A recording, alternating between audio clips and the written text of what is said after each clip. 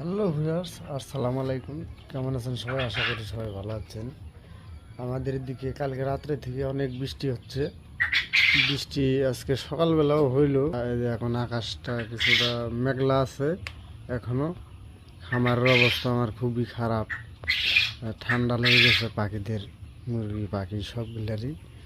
আর যে আমার যে বাচ্চাগুলো ছিল জিরো বাচ্চা, সেগুলা 3 দিন বয়স হয়ে গেছে।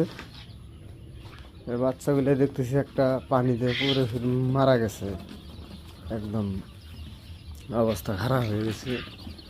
এক বাচ্চাটা এই যে পানিতে পড়ে মারা গেছিল, পানিতে পড়ে মারা গেছে, একদম এই বোতলের পানিতে পড়ে গেছিল।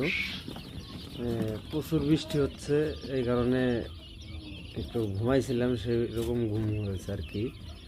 ওই জন্য আর আসতে পারিনি, দেখতে পারিনি বাচ্চাটা মারা গেছে আজকে। তো যাদের দেখা গেল যে কোয়েল পাখি নিতে যাচ্ছেন জিরো বাচ্চা, অথবা 3 দিন 4 দিন 12 দিন বয়সের, অথবা 1 মাসের বাচ্চা যদি কেউ নিতে চান, তাহলে আমার স্ক্রিনে দেওয়া নাম্বারে আপনারা যোগাযোগ করবেন। ধন্যবাদ সকলকে।